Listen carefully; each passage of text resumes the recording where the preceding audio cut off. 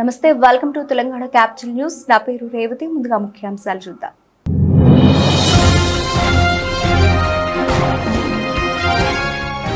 శరణార్థి క్యాంపుపై Israel దాడి, 14 మంది మృతి.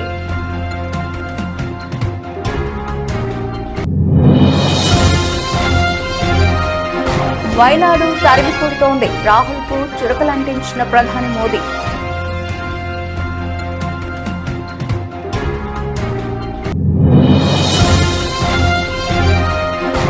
ఏపీ అభివృద్ధి పథంలో ముందుకెళ్లాలనేది నా పెద్ద కోరిక, కూటమికి చేకూర్చిన మెగాస్టార్ చిరంజీవి.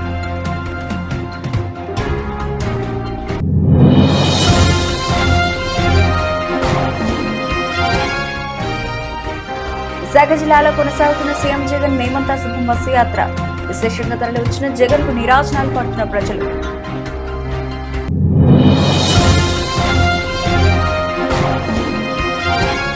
లోక్సభ ఎన్నికల ప్రచారంలో వేగం పెంచిన సీఎం రేవంత్ రెడ్డి. మోహనగిరిలో కొనసాగుతున్న రోడ్ షో.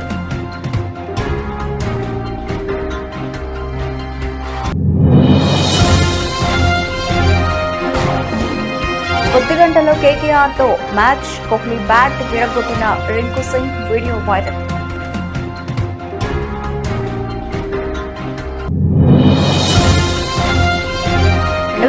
వరకు ప్రభాస్ డైరీ ఫుల్. అప్పటి వరకు కొత్త సినిమాకు నో డేట్స్ అని తేల్చి చెబుతున్న యంగ్ రెబల్ స్టార్.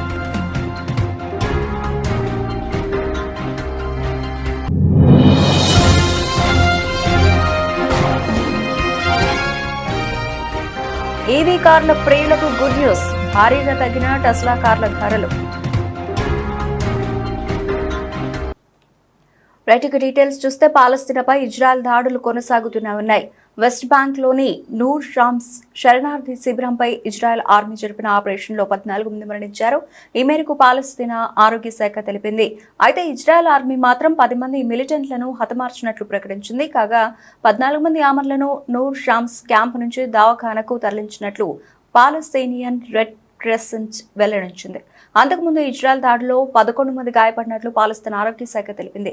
శుక్రవారం రాత్రి రఫా శివారు టల్ సుల్తాన్లోని నివాస భవనంపై జరిగిన వైమానిక దాడిలో 6 చిన్నారులు సహా మొత్తం 9 మంది మరణించిన విషయం తెలిసిందే. వారంతా ఒకే కుటుంబానికి చెందిన వారని బంధువులు తెలిపారు. ఇజ్రాయెల్ దాడులతో వలస వెళ్లిన గాజా ప్రజల్లో సగం మంది ఈజిప్టుకు దగ్గరలో ఉన్న రఫాలోనే తలదాచుకుంటున్నారు. గతేడాది అక్టోబర్ 7 నుంచి గాజాలోని ప్రాణాలు కోల్పోయిన పాలస్తీనియన్ల సంఖ్య 34,049కు చేరింది. మరో 76,901 మంది గాయపడ్డారు. కాంగ్రెస్ నేత రాహుల్ గాంధీకి ప్రధాని నరేంద్ర మోదీ చురకలు అంటించారు. కాంగ్రెస్ యువరాజు 2019లో ఉత్తరప్రదేశ్లోని అమేథీ నుంచి పారిపోయినట్లుగానే 2024లో కేరళలోని వైనాడ్ నుంచి పారిపోవడం ఖాయమని చెప్పారు. ఈ నెల 26న జరిగే పోలింగ్ కోసం ఎదురు చూస్తున్న రాహుల్ కు పరాభవం తప్పదన్నారు. సార్వత్రిక ఎన్నికల్లో వైనాడ్ ప్రజలు రాహుల్ ను చిత్తుచిత్తుగా ఓడించబోతున్నారని స్పష్టం చేశారు. అమేథీని వదిలేసి వైనాడ్ ను వెతుక్కుంటున్నట్లుగా ఇప్పుడు మరో స్థానం వెతుకోవాల్సిందేనని అన్నారు. కాంగ్రెస్ పార్టీ ఇక ఒక తీగ లాంటిదని, దానికి వేర్లు కొమ్మలు లేవని అన్నారు. ఆ తీగకు ఆధారం కల్పించాలని చూసినా ఎలాంటి ఉపయోగం ఉండదని చెప్పారు. కాంగ్రెస్ ను నమ్ముకుంటే అధోగతేనని పరోక్షంగా తెలిసి చెప్పేశారు. శనివారం మహారాష్ట్రలోని నాందేడ్, పర్బానీ, కర్ణాటకలోని చిక్కబళ్ళాపూర్లో సార్వత్రిక ఎన్నికల ప్రచార సభల్లో ప్రధాని మోదీ ప్రసంగించారు. వికసిత్ భారత్ సాకారం కావాలంటే ప్రతిపక్ష ఇండియా కూటమిని ఎన్నికల్లో చిత్తుగా ఓడించాలని పిలుపునిచ్చారు. ఎన్నికల ఫలితాలు వెలువడక ముందే కాంగ్రెస్ పరాజయాన్ని అంగీకరించిందని పేర్కొన్నారు. దేశాన్ని విభజించిన పాపం కాంగ్రెస్ దైనాన్ని మండిపడ్డారు. రాజ్యాంగాన్ని జమ్మూ కాశ్మీర్లో అమలు చేయకుండా కాంగ్రెస్ అడ్డుకుందని ఆరోపించారు. మహారాష్ట్రలో ప్రతిపక్ష మహావికాస్ అఘాడీ ఓటు బ్యాంక్ రాజకీయాలు చేస్తోందని విమర్శించారు. కాంగ్రెస్ నకిలీ శివసేన పార్టీలు ఉగ్రవాది యాకూబ్ మెమన్ సమాధిని సుందరంగా అలంకరించడంలో బిజీగా ఉన్నాయని ఎద్దేవా చేశారు. ఎన్నికల్లో ఇండియా కూటమి గెలిస్తే మహారాష్ట్రలోని మరాఠ్వాడాలో మళ్లీ నిజాం పాలన వస్తుందన్నారు. ఇక్కడ రజాకార ఆలోచన ధోరణి అధికంగా కనిపిస్తోందని ఆక్షేపించారు. తాను పేద కుటుంబంలో జన్మించానని, పేదరికం స్వయంగా అనుభవించానని, పేదల కష్టాలు తనకు తెలుసని ప్రధానమంత్రి మోదీ వెల్లడించారు. పేదలెవరూ తనలాగా కష్టాలు పడకుండా చూడాలన్నదే తన ప్రయత్నం అని పేర్కొన్నారు. తనను పదవి నుంచి తొలగించడానికి మన దేశంలోని, విదేశాల్లోని కొందరు బడా వ్యక్తులు, శక్తివంతమైన వ్యక్తులు చేతులు కలిపారని ప్రధాని మోదీ ఆరోపించారు. साथियों, कांग्रेस और उसके दोस्तों को भारत की हर विरासत से चीड़ है। कांग्रेसी सरकारें तो आजादी के बाद भी सेनाओं में अंग्रेजी निशानों को ढो रही थी। हमारी नौसेना के झंडे पर अब तक अंग्रेजों का प्रतीक चिन्ह था, हमने उसे हटाया। इतना ही नहीं, हमने नौसेना के झंडे पर छत्रपति शिवाजी महाराज का निशान लगाकर नेवी को नई पहचान दी है। नेवी के अधिकारी जो एपोलेट पहनते हैं, उसमें भी अब छत्रपति शिवाजी महाराज की विरासत की झलक दिखती है। कुछ महीने पहले ही हमने नौसेना दिवस मनाने की परंपरा को भी बदला। पहले नौसेना दिवस दिल्ली में हुआ करता था, हमने नौसेना दिवस पर सिंधु दुर्ग के किले में भव्य आयोजन करके छत्रपति शिवाजी महाराज को श्रद्धांजलि भी दी और उनके संकल्पों को आगे बढ़ाने का व्रत भी लिया। लेकिन जब हम छत्रपति शिवाजी के सम्मान में कुछ करते हैं तो ये लोग उसका भी विरोध करते हैं। ఆంధ్రప్రదేశ్లో జనసేన అధినేత పవన్ కళ్యాణ్, తెదేపా అధినేత చంద్రబాబు, భాజపా కలిసి కూటమిగా ఏర్పడడం మంచి పరిణామమని సినీ నటుడు చిరంజీవి అన్నారు. ఆంధ్రప్రదేశ్లో జనసేన అధినేత పవన్ కళ్యాణ్, తెదేపా అధినేత చంద్రబాబు, భాజపా కలిసి కూటమిగా ఏర్పడ్డాన్ని సినీ నటుడు చిరంజీవి స్వాగతించారు. ఆంధ్రప్రదేశ్ అభివృద్ధి పథంలో ముందుకు వెళ్లాలన్నదే తనకున్న అతిపెద్ద కోరిక అన్నారు. అనకాపల్లి నుంచి భాజపా తరఫున లోక్సభ అభ్యర్థిగా పోటీ చేస్తున్న సీఎం రమేష్, పెందుర్తి అసెంబ్లీ స్థానం నుంచి జనసేన అభ్యర్థిగా పోటీ చేస్తున్న పంచకర్ల రమేష్ శనివారం హైదరాబాద్లోని చిరంజీవిని ఆయన నివాసంలో కలిశారు. ఈ సందర్భంగా ఆయన వాళ్ళిద్దరిని గెలిపించాలని కోరుతూ వీడియో విడుదల చేశారు. రాజకీయాల గురించి ప్రస్తావించడం అనేది చాలా సంవత్సరాల తర్వాత మళ్ళీ ఇదిగో ఇప్పుడే జరుగుతుంది. దానికి ప్రధానమైన కారణం తమ్ముడు పవన్ కళ్యాణ్, అలాగే చంద్రబాబు నాయుడు గారు తెలుగుదేశం నుంచి, బీజేపీ నాయకత్వం వీళ్ళందరూ ఒక కూటమిగా ఏర్పడ్డారు. అది చాలా సంతోషం, మంచి పరిణామం. ఈ సందర్భంగా మరీ ముఖ్యంగా ఈ రోజున నేను ఇట్లాగా మాట్లాడడానికి ప్రధానమైన కారణం నా మిత్రుడు, చిరకాల మిత్రుడు సీఎం రమేష్, అట్లాగే పంచగల్ రమేష్ రాజకీయంగా అరంగేట్రం చేసింది నా బ్లెస్సింగ్స్ తోటి. అది తను. అలాంటి పంచగల్ రమేష్ అండ్ సీఎం రమేష్ గారు వీరు నాకు కావలసిన వాళ్ళు ఇద్దరు కూడాను అనకాపల్లి కాన్స్టిట్యున్సీలో ఎంపీ క్యాండిడేట్గా, అలాగే పెందుర్తి ఎమ్మెల్యే క్యాండిడేట్గా వీరు నిలబడటం అన్నది నాకు చాలా సంతోషంగా ఉంది. ఎందుకంటే ఇద్దరు చాలా మంచి వాళ్ళే కాకుండా సమర్థవంతులు. ఇలాంటి వాళ్ళు అలాంటి కాన్స్టిట్యున్సీకి, దాని అభివృద్ధికి ఎంతగానో దోహదపడతారు అన్న నమ్మకం నాకు చాలా ప్రగాఢంగా ఉంది. ముఖ్యంగా సీఎం రమేష్ గారికి కేంద్రంతో ఉన్నటువంటి సంబంధాలు, అనుబంధం ఇది మరీ మరీ ప్రత్యేకం. నాకు అది ఎప్పటి నుంచో తెలుసు. వారి గురించి నేను వింటూనే ఉన్నాను, చూస్తూనే ఉన్నాను. అండ్ ముఖ్యంగా ఆ కాన్స్టిట్యున్సీ, అనకాపల్లి కాన్స్టిట్యున్సీ అభివృద్ధికి ఈయన పరిచయాలు, కేంద్రంతో ఈయనకున్న సత్సంబంధాలు ఎంతో ఉపయోగపడతాయి. తద్వారా రమేష్ అలాగే మిగతా ఎమ్మెల్యేలు అందరూ కూడా ఎవరైతే అభివృద్ధి చేయాలి ఆయా ఎమ్మెల్యే నియోజకవర్గాలు అనుకున్నారో అవన్నీ కూడా సజావుగా సాగిపోతాయంటానికి దాని వెనకాల సీఎం గారి కృషి డెఫినెట్గా ఉంటుందంటే ఎలాంటి సందేహం లేదు. అండ్ వీరి నాయకత్వంలో మిగతా వాళ్ళ ఎమ్మెల్యేలు అందరూ కూడాను కలిసికట్టుగా అనకాపల్లి అభివృద్ధికి ఎంతగానో దోహదపడతారు అండ్ రిజల్ట్ చూపిస్తారన్న ప్రగాఢ విశ్వాసం ఉంది. కాబట్టి వీళ్ళిద్దరి గురించి ఈరోజు ప్రస్తావిస్తున్నాను. మీ అందరి ఆశీస్సులు వీళ్ళకి ఉంటాయని ప్రగాఢంగా నమ్ముతూ సెలవు తీసుకుంటున్నాను. ప్లీజ్ వారిని గెలిపించండి. అనకాపల్లి నియోజకవర్గం యొక్క అభివృద్ధిని మనందరం చూస్తాం. అంతేకాదు, నాది చాలా పెద్ద కోరిక, ఆంధ్రప్రదేశ్ అభివృద్ధి పథంలో ముందుకు వెళ్ళాలి. దానికి కానీ మీరందరూ నడుము బిగించండి. మీరందరూ కూడాను ఇలాంటి వారికి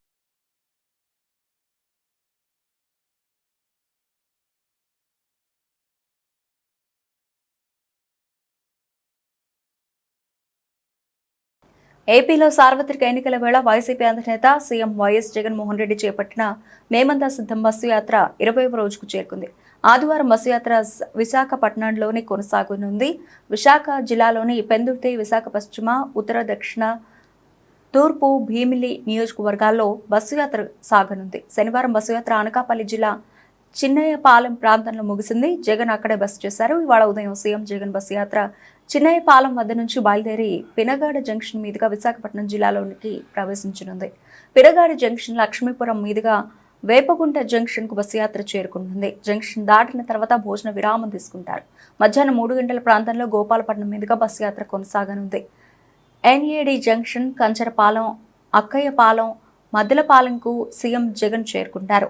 అనంతరం వెంకోజీపాలెం, హనుమంతువాక మీదుగా ఎంవివి సిటీ, ఎండాడ వద్ద ఏర్పాటు చేసిన రాత్రి బస శిబిరానికి సీఎం జగన్ చేరుకుంటారు. జగన్ బస్సు యాత్రకు ప్రజల నుంచి భారీ స్పందన లభిస్తోంది.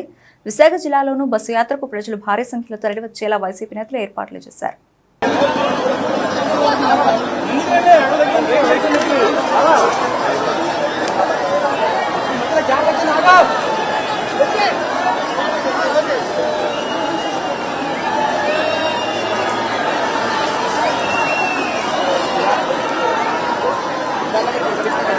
లోక్సభ ఎన్నికల ప్రచారంలో సీఎం రేవంత్ రెడ్డి దూకుడు పెంచారు. మే 13న రాష్ట్రంలోని 17 పార్లమెంటు స్థానాలకు పోలింగ్ జరగనుంది. ప్రస్తుతం అభ్యర్థుల నామినేషన్ల ప్రక్రియ కొనసాగుతోంది. అభ్యర్థుల నామినేషన్ల కార్యక్రమంలో సీఎం రేవంత్ పాల్గొంటూ పార్టీ శ్రేణుల ఉత్సాహాన్ని నింపుతున్నారు. రాష్ట్రంలో 17 నియోజకవర్గాల్లో 14 నియోజకవర్గాల్లో విజయం సాధించేందుకు లక్ష్యంగా కాంగ్రెస్ పార్టీ అడుగులు వేస్తోంది. ఆ మేరకు సీఎం రేవంత్ ఆధ్వర్యంలో కాంగ్రెస్ ముఖ్య నేతలు ప్రయత్నాలు చేస్తున్నారు. ఎన్నికల్లో భాగంగా 15 నియోజకవర్గాల అభ్యర్థులను ప్రకటించిన కాంగ్రెస్ అధిష్టానం మరో 3 నియోజకవర్గాల్లో అభ్యర్థులను ప్రకటించాల్సి ఉంది. నేడు రేపు ఆయా నియోజకవర్గాల్లో అభ్యర్థులను కేంద్ర పార్టీ అధిష్టానం ప్రకటిస్తుందని కాంగ్రెస్ నేతలు పేర్కొంటున్నారు. సీఎం రేవంత్ రెడ్డి లోక్సభ ఎన్నికల ప్రచారంలో వేగం పెంచారు. అభ్యర్థుల నామినేషన్ కార్యక్రమంలో పాల్గొనడంతో పాటు ప్రచార సభల్లో పాల్గొని ప్రసంగిస్తున్నారు.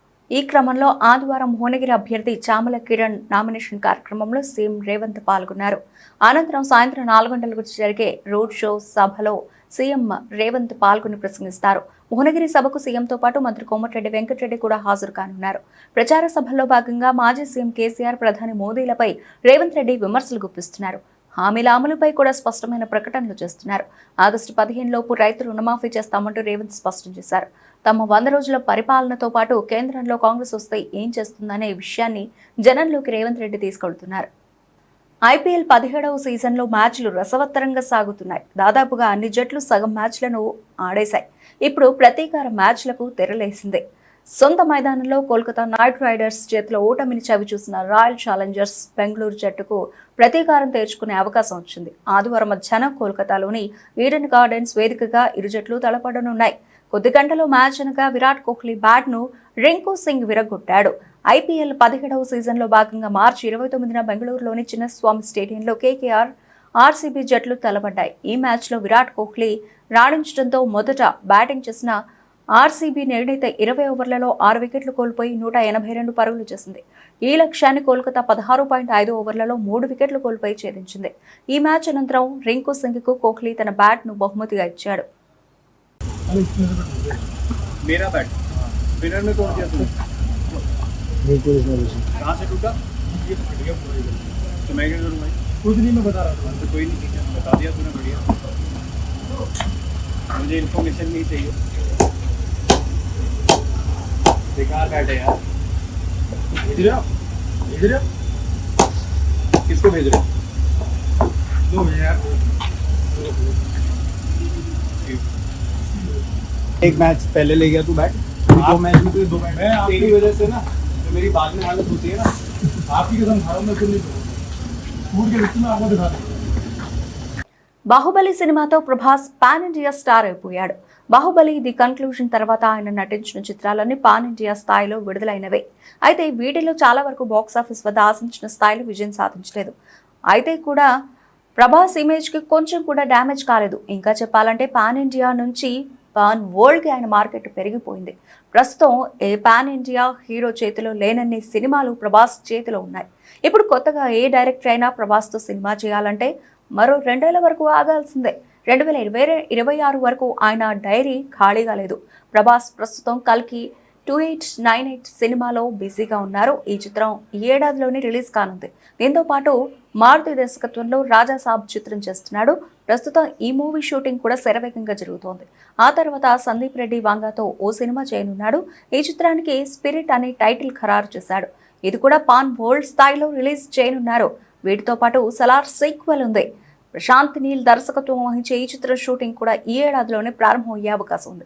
ప్రస్తుతం ప్రీ ప్రొడక్షన్ పనులు జరుగుతున్నాయి. అలాగే కల్కి చిత్రానికి కూడా రెండో భాగం ఉంది. వీటితో పాటు మంచు విష్ణు హీరోగా తెరకెక్కుతున్న కన్నప్పలోనూ ప్రభాస్ ఓ కీలక పాత్ర పోషించబోతున్నట్లు వార్తలు వస్తున్నాయి. ఈ చిత్రాలన్నీ పూర్తవడానికి కనీసం 2 ఏళ్ల సమయం పడుతుంది. ఆ తర్వాత అనురాఘవ్ పొడితో ఓ సినిమా చేయబోతున్నాడు. ఈవీ దిగ్గజ సంస్థ టెస్లా కార్ల ధరలను తగ్గించినట్లు తన అధికారిక వెబ్సైట్ ద్వారా తెలిసింది. సంస్థ తయారు చేసిన మోడల్ YXS వాహనాల ధరలను తాజాగా $2,000 చొప్పున తగ్గించినట్లు పేర్కొంది. టెస్లా ధరలు తగ్గించిన అనంతరం మోడల్ Y బేస్ వేరియంట్ ధర ₹35 లక్షలు, ప్రీమియం మోడళ్ల ధర ₹40 లక్షలు, ₹43 లక్షలు చేరుకున్నట్లు తెలిసింది. మోడల్ S ప్రైమరీ ఎడిషన్ ₹60 లక్షలు, ఫ్లాయిడ్ వేరియంట్ ధర ₹73 లక్షలకు చేరింది. మోడల్ X బేస్ వేరియంట్ ధర ₹65 లక్షలు, ఫ్లాయిడ్ వేరియంట్ ధర ₹77 లక్షలుగా ఉంది. టెస్లా చీఫ్ ఎలన్ మాస్క్ ఈ నెలలో భారత్లో పర్యటించనున్నారనే వార్తలు ఇటీవల వైరల్గా మారాయి. ఈ మేరకు వీటిని ధృవీకరిస్తూ మాస్క్ ట్విట్టర్ వేదికగా స్పందించారు. అయితే తాజాగా ఆ పర్యటన వాయిదా వేయబోతున్నట్లు వార్తలు వస్తూ ఉన్నాయి. ఏప్రిల్ 23న అమెరికాలో టెస్లా ఇన్వెస్టర్ల సమావేశం ఉండడంతో ఈ పర్యటన వాయిదా పడిందని కొన్ని మీడియా సంస్థల్లో కథనాలు వస్తున్నాయి. అయితే ఈ మేరకు కంపెనీ వర్గాల నుంచి ఎలాంటి అధికారిక ప్రకటన వెలువడలేదు. మస్క్ భారత్లో ₹16,000 కోట్ల పెట్టుబడులు పెట్టేందుకు సిద్ధంగా ఉన్నట్లు సమాచారం. టెస్లా కంపెనీని భారత్లో ప్రవేశించేలా చేసేందుకు నిబంధనల్లో మార్పులు తీసుకురావాలని మస్క్ గతంలో ప్రధానితో పాటు ఇతర కేంద్ర మంత్రులు అధికారులతో సమావేశమైన సంగతి తెలిసిందే. విదేశీ కంపెనీలు భారత్లో ప్రవేశించేందుకు లైన్ క్లియర్ చేస్తూ కేంద్రం కొత్త ఈవీ పాలసీను రూపొందించింది. ఈ మేరకు కేంద్రం ఇటీవల ఆటోమొబైల్ తయారీ కంపెనీల అభిప్రాయాలను సైతం తీసుకున్నట్లు ప్రకటించింది. మంగళగిరి రూరల్ పోలీస్ స్టేషన్లో మాజీ ముఖ్యమంత్రి చంద్రబాబు నాయుడుపై ఐపీసీ 420 సెక్షన్ 405 కింద ఫిర్యాదు చేశారు political co analyst Rakesh Kumar. Political analyst వద్ద నుండి అనేక కాన్సెప్ట్లను దొంగతనం చేసిన వ్యక్తి చంద్రబాబు నాయుడు అని ఆయన ఆరోపించారు. అమరావతి రైతుల స్ట్రాటజీ కాన్సెప్ట్ను తన వద్ద నుండి దొంగతనం చేసిన వ్యక్తి చంద్రబాబు.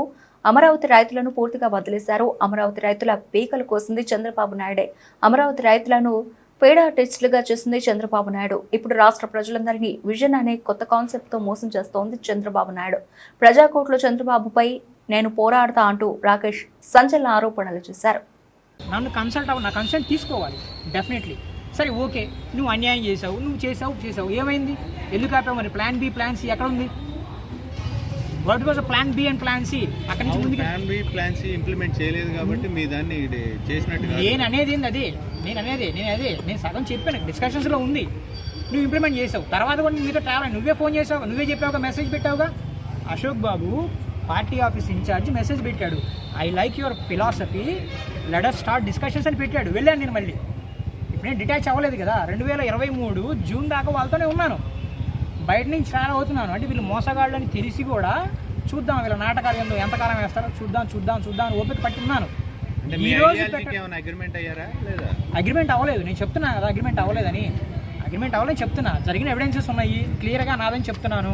లేదు పాయింట్ మీది కాదు వేరే వాళ్ళు చెప్పారు అంటే వాళ్ళు బయటికి రావచ్చు. వాళ్ళు ఎవరో క్వశ్చన్స్ బయట కూర్చుందాం, ప్రజల్లో తీర్చుకుందాం అంటే తేల్చుకుందాం. లేదు కోర్టులో అంటే కోర్టులో I'll fight it out. Chandrababu Naidu గారు సీఎం అయినా అవ్వకపోయినా I'll fight it out. It is a process. న్యాయం జరుగుతుందా తర్వాత సంగతి ప్రజలకు కూడా తెలియాలి కదా.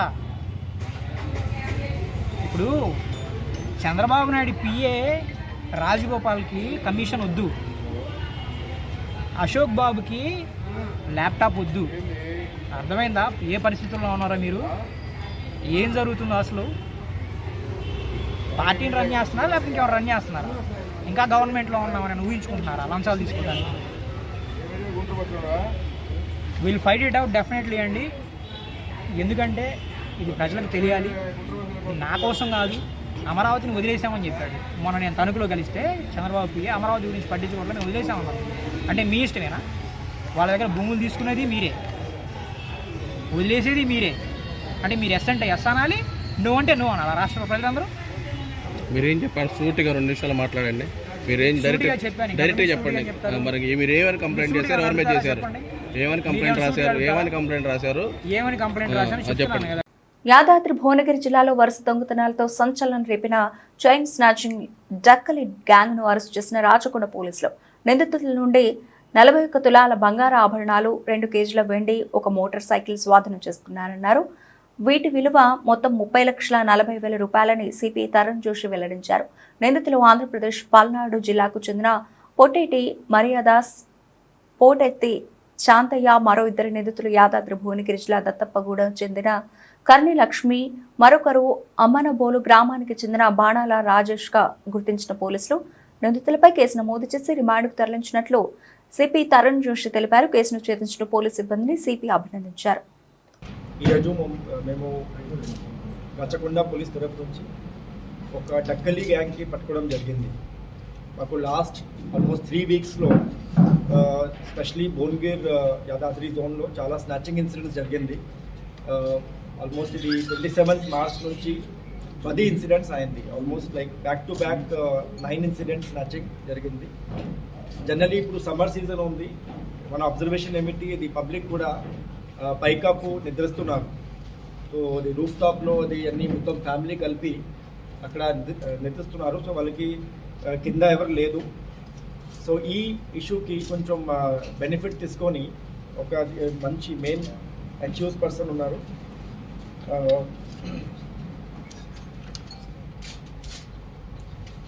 మరియా దాస్. ఇంతే వాళ్ళకి కూడా పాత క్రిమినల్ హిస్టరీ ఉంది.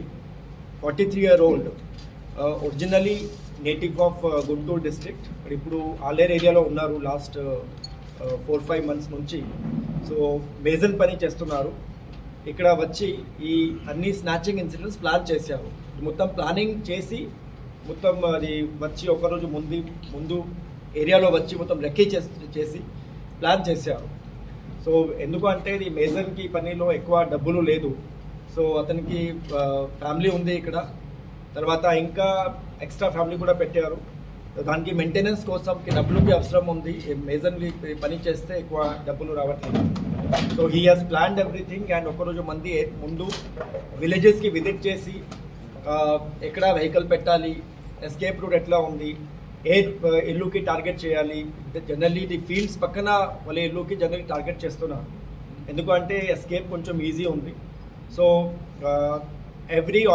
ఆల్మోస్ట్ ఎవ్రీ ఆల్టర్నేటివ్ వచ్చి he was targeting all these rural areas.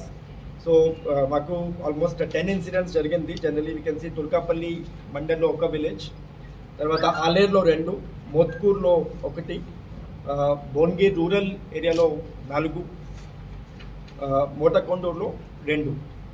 So back to back snatching చేసి అది జనరలీ లోకల్ ఏరియాలో సేల్ చేస్తున్నారు, లేకపోతే వాళ్ళకి ఫ్యామిలీకో ఇచ్చి or other brother in law ఉన్నారు, అతను కూడా accused.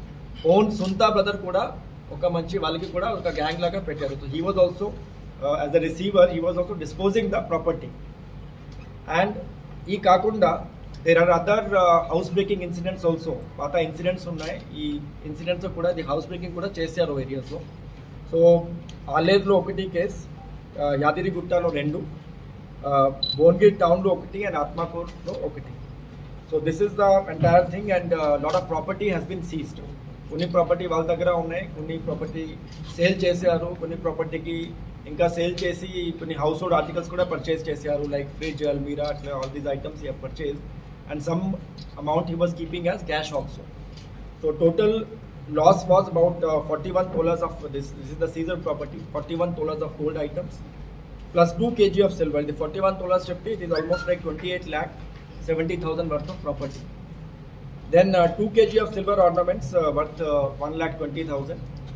And other items like motorcycle, adi kuda kotta motorcycle undi, and some other implements for cutting for the house breaking purpose kosam కొన్ని implements, screw driver, cutter, torch lights, తర్వాత ఒక knife, అది మొత్తం items దొరికింది అతని దగ్గర నుంచి. ఈ మొత్తం ఆపరేషన్ మన లోకల్ పోలీస్ వాళ్ళు చేశారు. ఇది లోకల్ డీసీపీ గారు రాజేష్ బాగా హార్డ్ వర్క్ చేసి ఇది ఇన్ఫర్మేషన్ పెట్టి పబ్లిక్కి కూడా మోటివేట్ చేశారు. మన పోలీస్ వాళ్ళకి కూడా బ్రెయిన్ స్టార్మింగ్ చేసి అన్ని ఇన్ఫర్మేషన్ కలెక్ట్ చేశారు. Some of our officers have done really good job. Especially head constable ఉన్నారు శ్రీనివాస్, తర్వాత Pradeep, Giri, Ravi Naik and 1 lady officer Kumari Mallika, అన్ని కలిపి plus the local officers, ACP. Rangareddy జిల్లా షాద్నగర్ పట్టణ పరిధిలోని షాద్నగర్ మినీ స్టేడియానికి ఆదివారం భారీ బందోబస్తు మధ్య ఈవీఎం మిషన్లు వీవీప్యాడ్లు చేరుకున్నాయి. అదేవిధంగా ఎలక్షన్ కమిషన్ ఆదేశాల మేరకు ఈవీఎం మిషన్లు పోలింగ్ కేంద్రాలకు చేరేంత వరకు కూడా స్టేడియం చుట్టూ భారీ బందోబస్తు ఏర్పాటు చేస్తున్నట్లు సంబంధిత అధికారులు తెలియజేశారు. ప్రత్యేక వాహనాల్లో పోలీస్ సెక్యూరిటీ మధ్య ఈవీఎంలు వీవీప్యాడ్లు షాద్నగర్కు చేరుకున్నాయి. షాద్నగర్ ఎన్నికల రిటర్నింగ్ అధికారి వెంకట మాధవరావు, ఫరూక్ నగర్ మండలం రెవెన్యూ అధికారి పార్థసారథి పర్యవేక్షణలో వివిధ రాజకీయ పార్టీల ప్రతినిధుల సమక్షంలో ఈవీఎం వీవీప్యాట్లు స్ట్రాంగ్ రూమ్ లో భద్రపరిచారు. 328 బ్యాలెట్ ఈవీఎంలు, 368 వీవీప్యాట్లు, 3328 కంట్రోల్ యూనిట్స్ పోలింగ్ నిర్వహణ కోసం ఏర్పాటు చేశారు. వీటిని అత్యంత భద్రత మధ్య స్ట్రాంగ్ రూమ్ లో భద్రపరిచారు. సీసీ కెమెరాల నిఘా పర్యవేక్షణ, ప్రత్యేక కేంద్ర బలగాల మధ్య రక్షణ స్ట్రాంగ్ రూమ్లకు ఏర్పాటు చేశారు. స్ట్రాంగ్ రూమ్ లో ఈవీఎంలను భద్రపరిచి గదులను సీజ్ చేశారు. పోలింగ్ రోజు మాత్రమే ఈవీఎంలు వీవీప్యాట్లను ఆయా పోలింగ్ స్టేషన్లకు తరలిస్తామని ఎన్నికల రిటర్నింగ్ అధికారి తెలిపారు.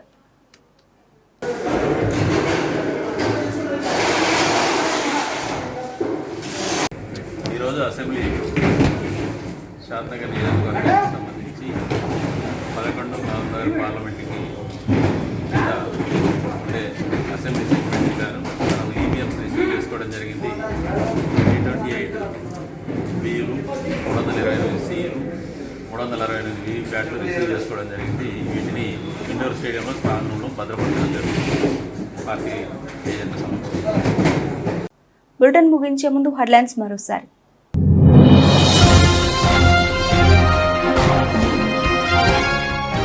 శరణార్థి క్యాంపుపై ఇజ్రాయెల్ దాడి, 14 మంది మృతి.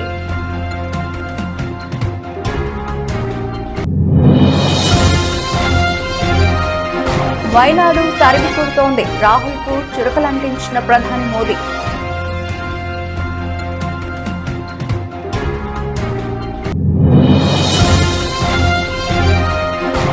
ఏపీ అభివృద్ధి పథంలో ముందుకెళ్లాలనేది నా పెద్ద కోరిక, కూటమికి చేకూర్చిన మెగాస్టార్ చిరంజీవి.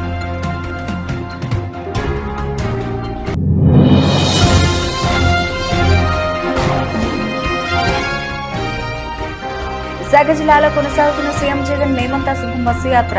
విశేషంగా తరలి వచ్చిన జగన్ కు నిరాశనాలు పడుతున్న ప్రజలు.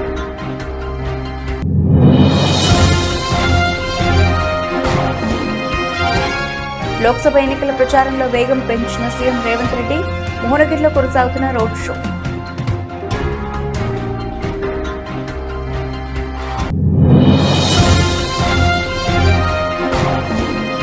కొద్ది గంటలో కేకేఆర్ తో మ్యాచ్, కోహ్లీ బ్యాట్ విరగొట్టిన రింకు సింగ్ వీడియో వైరల్.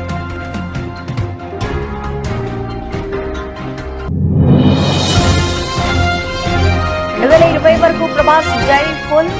అప్పటి వరకు కొత్త సినిమాకు నో డేట్స్ అని తేల్చి చెబుతున్న యంగ్ రెబల్ స్టార్.